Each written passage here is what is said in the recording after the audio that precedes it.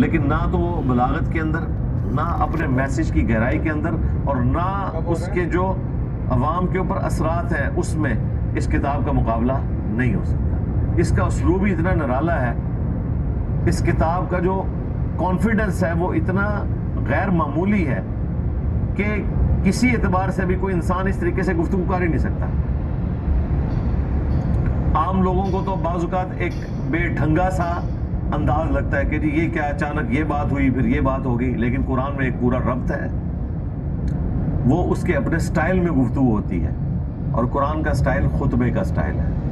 ہر سورت اللہ تعالیٰ کا ایک خطبہ ہے، ایک تقریر ہے جس کی تمہید بنتی ہے، پھر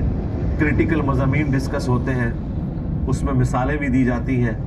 اور پھر اینڈ پہ جا کے اس چیز کو کنکلوڈ کیا جاتا ہے۔ قرآن حکیم اس طرح کی کتاب نہیں ہے کہ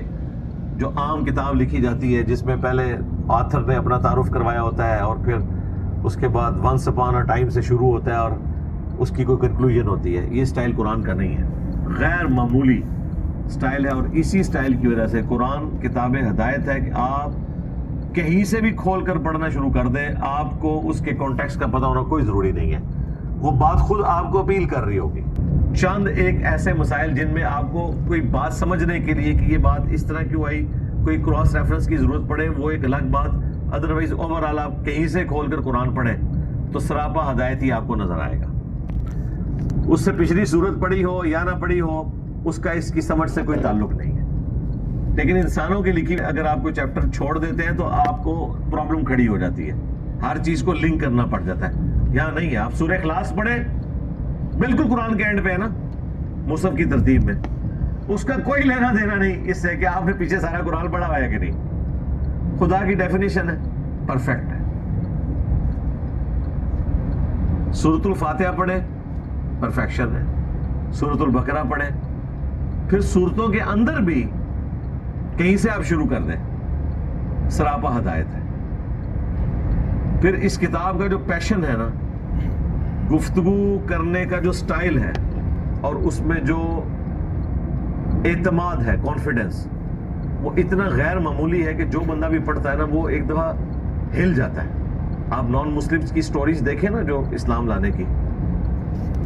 وہ قرآن سے کیوں امپریس ہوتے ہیں؟ وہ کہتے ہیں اتنے کانفیڈنس سے کوئی انسان نہیں کوئی بات کر سکتا، جس کانفیڈنس کے ساتھ بات ہوئی ہے اور جتنی کلیئر کٹ بات ہوئی بھی ہے۔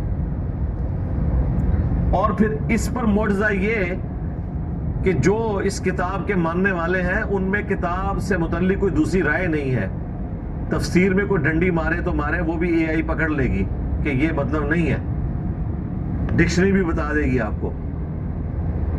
لیکن ٹیکسٹ کے اوپر کوئی اختلاف نہیں ہے۔ دیکھیں کتنے گمراہ فرقے پیدا ہوئے، انہوں نے ایاک نعبد و ایاک نستعین کی تفسیر میں سے بابوں کو پکارنا نکال دیا، لیکن کسی کی یہ جرأت نہیں ہوئی کہ اس آیت کو بدل دے۔ اگر آیت بدلی جاتی تو ہدایت ختم ہو جاتی، پھر ختم نبوت کا تقاضا تھا کہ قیامت تک کے لیے کتاب محفوظ ہو۔ اللہ تعالیٰ نے ہم سے نبی لے لیے، لیکن ان کی تعلیم، ان کا خلیفہ قرآن کی شکل میں ہمارے پاس چھوڑ دیا، ادروائز قیامت کے دن ہم اکاؤنٹیبل نہ ٹھہرتے۔ اس حوالے سے جو اللہ کا کلیم تھا کہ ہم نے رسول اس لیے بھیجے کہ قیامت والے دن کوئی اللہ پر حجت قائم نہ کر سکے، تو ہم کہتے ہیں کہ جی رسول تو بھیجے تھے لیکن میرے آنے سے تو 1400 سال پہلے وہ دنیا سے گزر چکے تھے، لیکن قرآن وہ کتاب ہے جس نے بہانہ ختم کر دیا۔ نبی علیہ السلام چلے گئے، اپنا خلیفہ چھوڑ کے چلے گئے، آپ نے اپنی زندگی میں بھی یہی کچھ بتانا تھا۔